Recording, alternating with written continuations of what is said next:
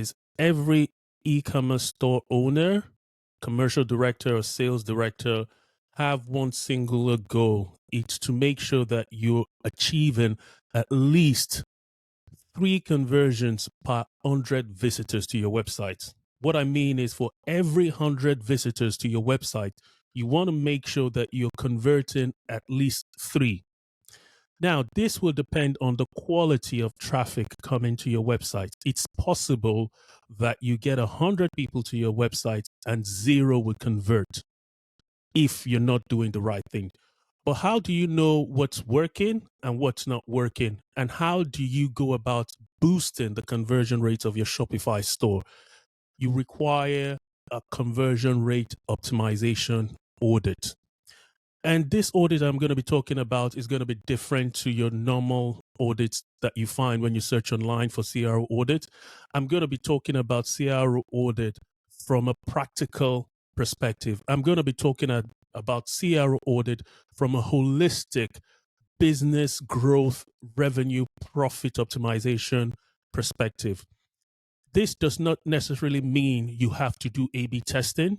This means you have to do everything from your traffic acquisition down to when, even after people buy from you, and what you do after that to make sure that you bring them back to your website without spending any extra marketing on Google Ads or any paid advertising.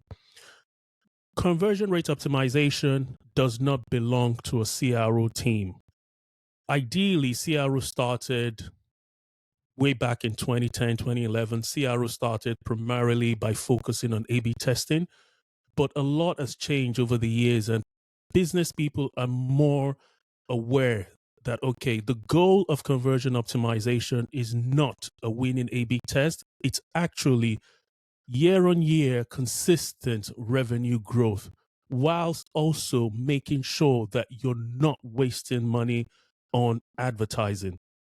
So, conversion rate optimization in its raw form requires you to go out and hire a CRO agency, and you rely heavily on that CRO agency or even having an in-house team to help you improve the conversion of your e-commerce store. But the problem is a CRO department or CRO person does not have the required decision-making authority that influences channels such as Google Ads, does not have the right decision-making authority that influences creative, that influences email marketing to increase conversion, increase average order value, increase customer lifetime value.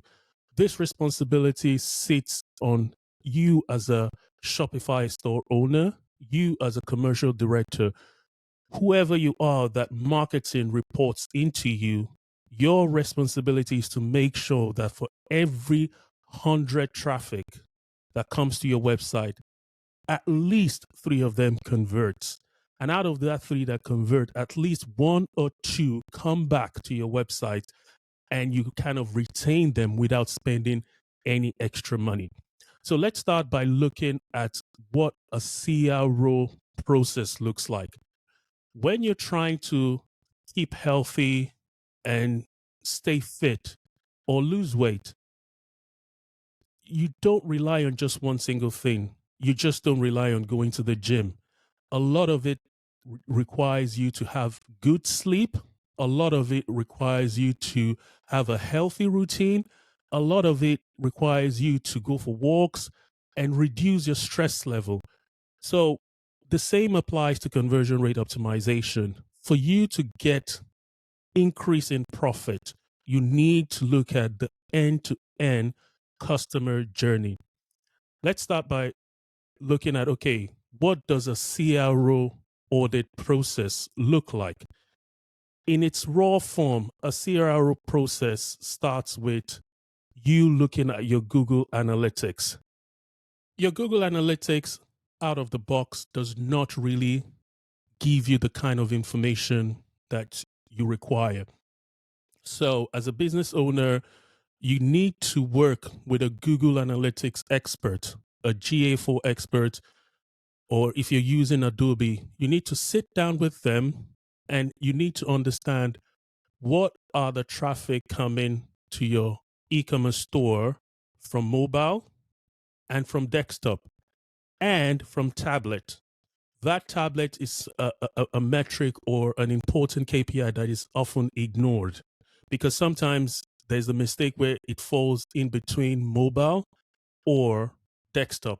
Sorry, it falls in between mobile and it's if you're not looking at how that is attributed, your desktop, your tablet traffic might be attributed to mobile. You just need to make sure you drill down to look at performance by device type. So when you're doing your audit, you want a detailed understanding of your e-commerce tracking setup. By default, it's not set up out of the box. So you need to work with a Google Analytics expert on the implementation side. And this is where I see a lot of organization and e-commerce companies suffer because someone with the skill to implement Google Analytics and analytics tracking is a technical person. That person does not necessarily have the right skill for someone that is creating reports. Someone that will help you create a report and insight aimed at understanding customer behavior, you need a different type of skill set. So, given your analytics implementation or relying on someone with a technical skill is one problem that you need to have a closer look at and make sure that you get that right. So, what I'm saying here is you have two skill sets when it comes to analytics: implementation specialist or expert and insight and recommendation expert. Those two have two different brains.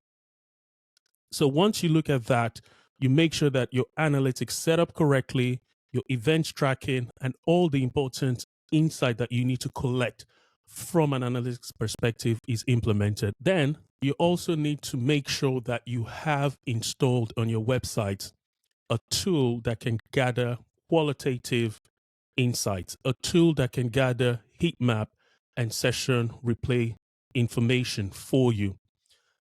After you've done that, those insights that you're gathering, you have a situation where you have an understanding of what is happening on your website and some information about why they're happening. Combining those two, then your CRO audit process then evolves into an ideation phase. The ideation phase is where you start getting a picture of what good looks like, what the problem is, and then you start formulating hypotheses like, okay, this is happening because of this. And if we do this, then we'll be able to increase conversion, reduce cost per acquisition, increase average order value, increase repeat purchase. And that's where you start looking at, okay, from all the information you've gathered and the insights about the problems on your website, how do we prioritize this? What needs to be done first? What needs to be done second? This is a very, very key part of your conversion rate optimization audit because if you have something that you need to implement that requires a lot of technical workload or technical manpower, like dev resource, it becomes really expensive quickly. And then the question that then arises is do you actually need a website redesign or do you need to just tweak the website?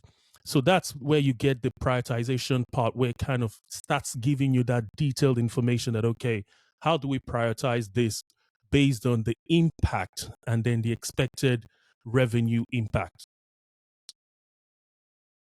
And then if you're going down the path of A/B testing, that's when you then start building out two versions of the landing page. It could be a product page, it could be your checkout cart page, it could be your category page. Then you start building those out after you've prioritized them, and then you run the A/B test.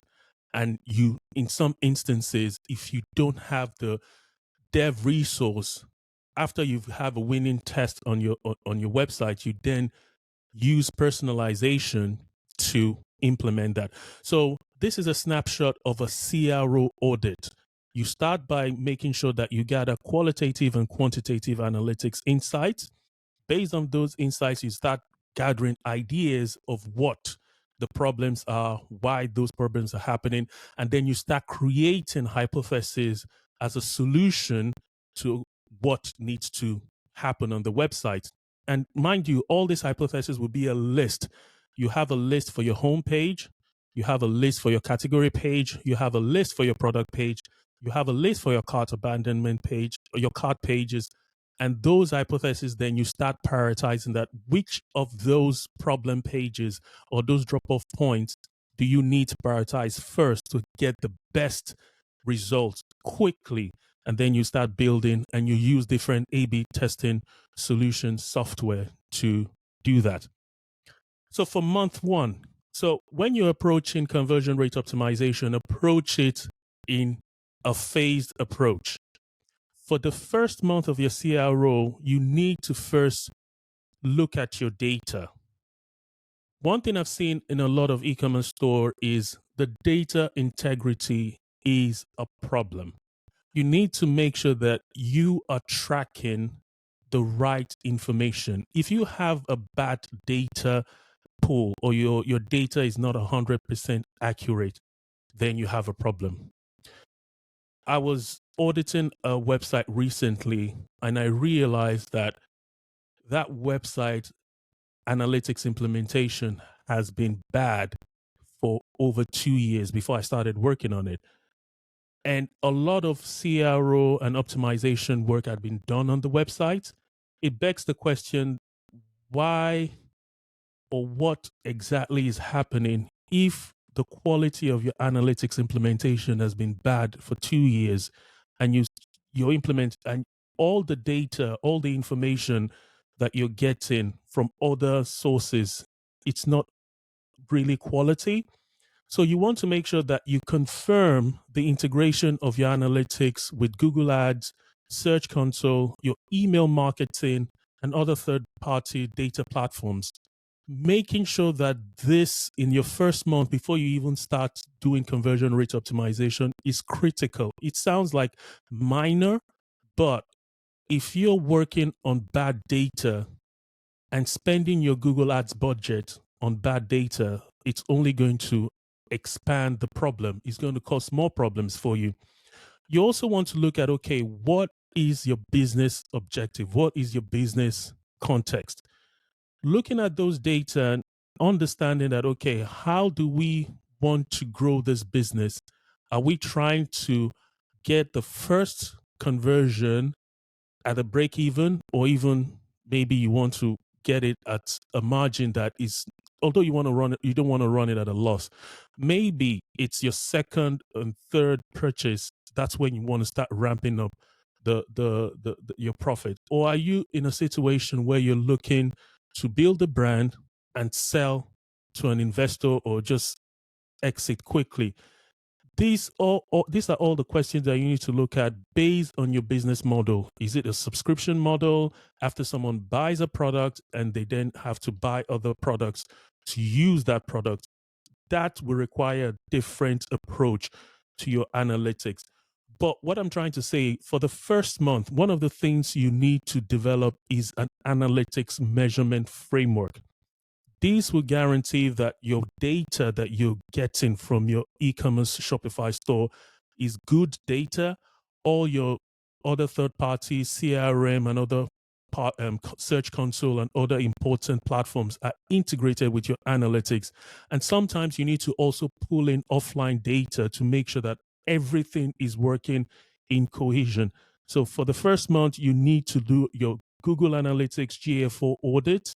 And if you're using Adobe or Matomo or any other analytics, you need to make sure that you verify the integrity of your data. Also, as part of the first month, you also want to do a UX audit.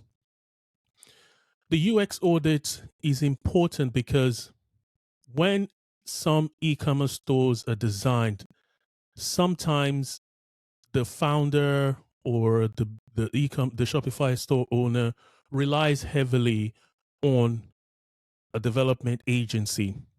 Some development agencies have a UX department. they do a detailed UX build for you. In some instances, the content is not as good as it should be. The conversion path is not clear because in some instances, there is no conversion optimization expert involved in a website build, especially a Shopify store build. So by default, your store right off, especially if you use a template, you have some inherent UX problems that come with your new website or even an existing website. So you need to look at understanding the usability issues on your website, mobile responsiveness as well, because you have lower conversion on mobile. That does not necessarily mean people do not convert on mobile, but some segment of your customers would ideally use mobile to research the product. And when they're ready to buy, they then buy on desktop. It depends. If your product is like high ticket and a little bit expensive, people will do more detailed research.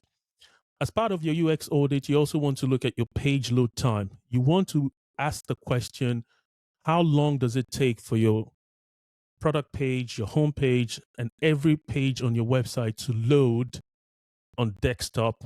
And how long does it take to load on mobile? And I've worked on some Shopify store where, from a branding perspective, the founders and the business owner, the commercial director, they went really, really hard on the branding perspective because they want that unique identity and they want that brand to be communicated on the website to the detriment of web accessibility.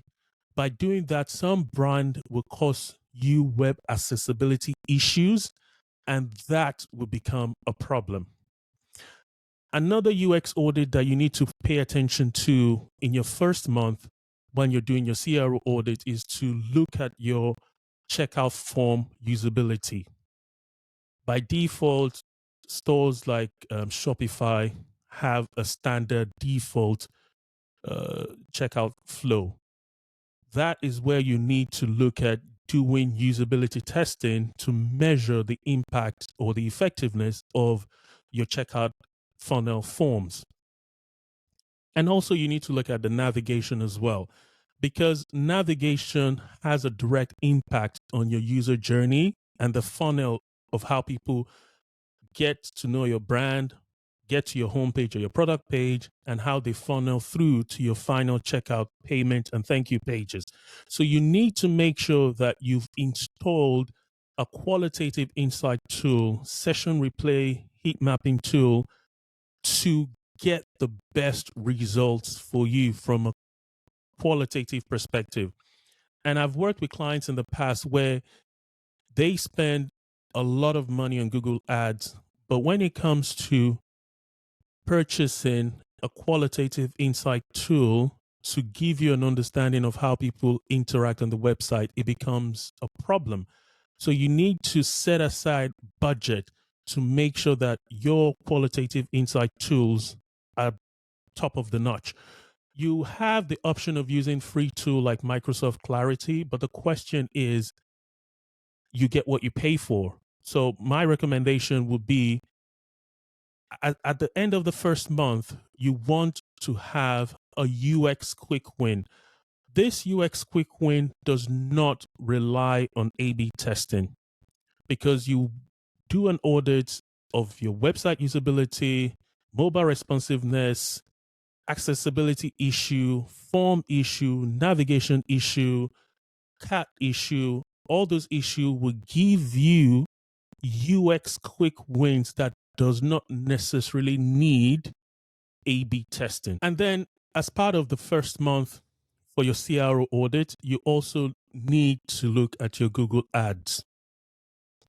You first need to have a collaborative meeting between your UX team, your web development team, your CRO person, and your Google Ads team. You need to understand the keyword strategy.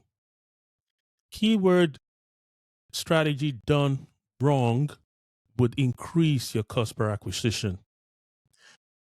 keyword strategy done wrong would mean for every 100 people that land on your website, you might not get one conversion. You might be getting 3 conversions from 400 visits to your website. And if the bulk of those visits and the bulk of those traffic is from Google Ads, you're quickly increasing your cost per acquisition. So the importance of Google Ads collaborating with your CRO team is to make sure that you understand the neuromarketing aspect of conversion. People make decisions not based on logic, but based on emotion. The Google Ad expert's job is to make sure that they're targeting the right keywords and they're getting traffic to your landing page and your product pages. The job of the CRO expert like myself is to work with the Google Ads team to make sure that the ad copy and the creatives are triggering the right emotional triggers in your customer. What makes people buy is emotions. Some products is people are not so price sensitive and people don't have any loyalty. But at the end of the day, neuromarketing, emotional triggers on your Google Ads would encourage click-through rate to your product pages. And this is where it gets tricky. If your Google Ads is optimized for click-through rate, the Google Ads person has done their job. It does not necessarily mean that every traffic that lands on the website will convert. That is where your CRO person will work with your Google Ads team to make sure that the landing page copy is optimized to align with the intent from Google Ads. And as part of this, you find situations where your Google Ads team will be bidding on your competitors' keywords. That is a very dangerous strategy because someone that is aware of your competitor's brand name and they go on Google to type that brand name, they know what they're looking for and they're looking for that brand specifically. If your ads is showing in that situation, you need to make sure that when people click on that your ad, they are actually going to convert. If they click on it and they're not aware of your brand, they don't trust your brand, you've basically wasted that click and that budget.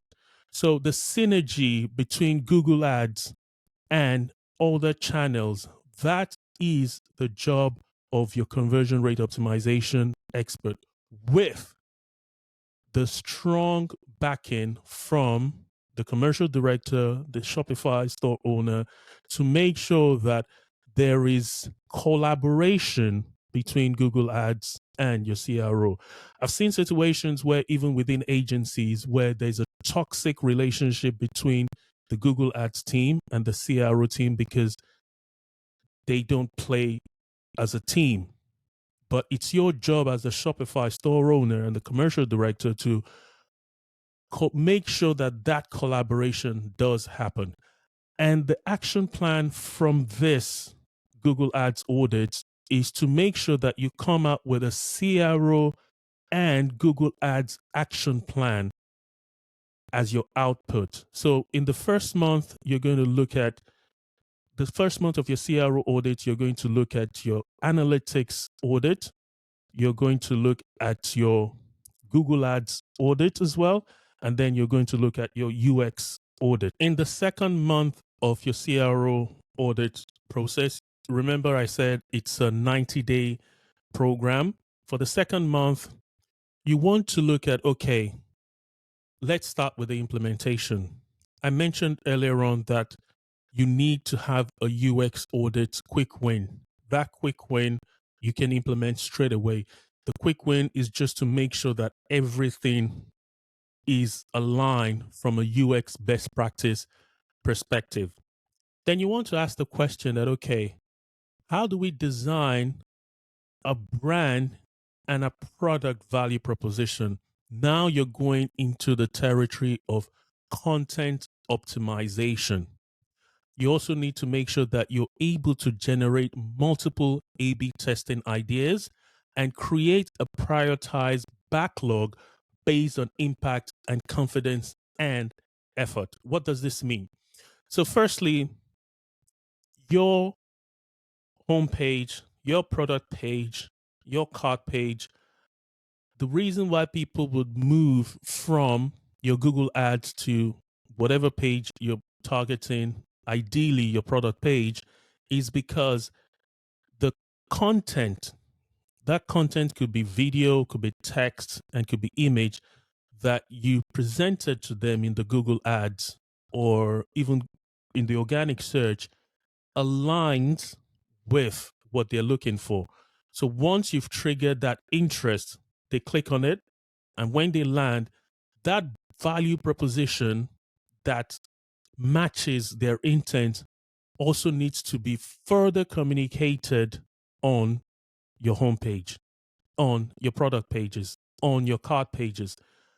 When you then start generating A/B test ideas, those test ideas are based on a sequence or series of information, text, video, image that communicates and re-emphasizes that your product is going to solve the problem that the customer is looking to solve. That is when you start generating different test ideas that, okay, if we do this to communicate more about uh, the impact, the social proof, the fact that a lot of people value this product, or say uh, these are the reviews from people that have used the product before, and that's user generated content, but that content is also communicating and realigning with the product and the brand value proposition I mentioned earlier on.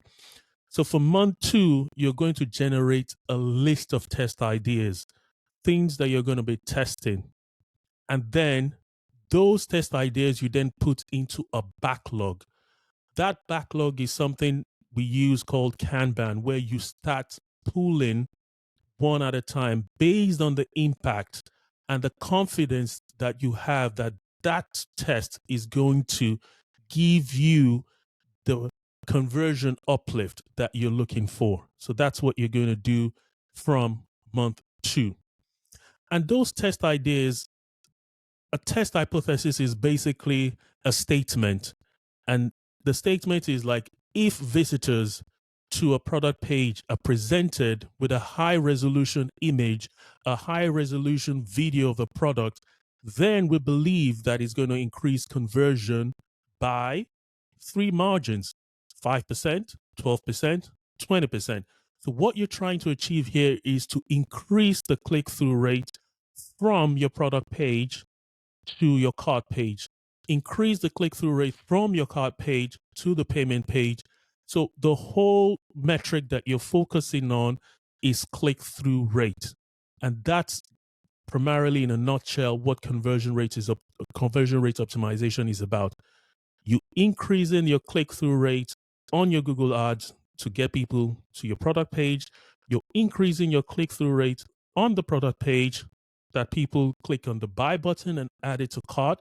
And then on the cart page, when they have all the products that they're looking to buy, you increase in the click through rate to the payment and then the thank you checkout page. So in some instances, you have situation where people would drop off from each of those journeys. That is where you need to make sure that your CRO is integrated with email marketing. So for clients that I've worked with in the past, I make sure that we design a sequence of cart abandonment email flow sequence to make sure that people that do not complete this purchase are brought back through email and nudged back through email. You also have the options of using retargeting as well. So for your A/B testing backlog, you need to then have all those important pages listed out: your home page, your product listing page, your product page, your cart page, your payment page, your thank you page, and even your blog pages. And for those individual pages, you'll be looking at elements on those pages that will impact the click-through rate to the next page. And this is where you then have a list, a plethora of test ideas. In some instances, if you have a strong confidence based on usability testing, based on understanding of your customer, you can make that decision to go ahead and make changes on your website. The reason why you're testing is when you're not 100% sure. But if you have, for example, a physical store location and you have good insight based on customer interaction, that gives you a strong belief based on a series of confirmed customer interaction and customer feedback, voice of the customer data, you can go ahead and make those implementations. That is why I also highlighted earlier on that some changes on your website that will improve usability does not necessarily need to be A/B tested. A/B testing is a situation where you're not 100% sure and you want to test it. It's not a silver bullet, and it's not the only thing that you should be doing. So I have a template of A/B testing, uh, template of A/B testing roadmap that I can share with you, that if you're looking to implement a CRO roadmap, a CRO audit workflow, that you as an e-commerce business owner would manage the end-to-end CRO process, where you would look at optimizing acquisition traffic, optimizing your image, your assets, your Google ads, and all those things. Connect with me on LinkedIn and send me a message. And I'm also available for one-to-one coaching sessions where I can help you and coach you within a 90-day period to make sure that your e-commerce store gets the best result. Mind you, the goal of your e-commerce store is not to increase your cost. Hiring an agency or even a contractor or a consultant for a 12-month period on a retainer, if you don't have the budget for it and you cannot accommodate it, that's not a smart move. What I recommend to clients and what I recommend to Shopify store owners is a 90-day CRO audit that involves month 1, where you do the actual audit. From month 2, you start the implementation. And after 3 months, if you're not getting the results, then you know you have a bigger problem. So connect with me for one-to-one coaching and consulting service, and I'll be happy to help you. So again, this is a new CRO process where you're looking at the pre-click, the post-click, the landing page, the engagement, and then the conversion. I have more information that I can share with you where you can actually improve your conversion rate through CRO audit.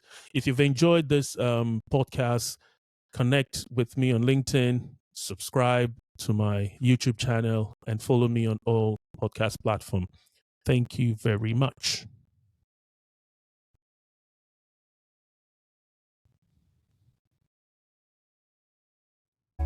If you've got a real-life question, challenge, or scenario that you would like covered, Femi can cover it in the future episodes of the podcast. Just drop him a message on LinkedIn. Femi is also available for one-to-one coaching and consultancy services as well. So head over to LinkedIn, connect with him, and send in your message.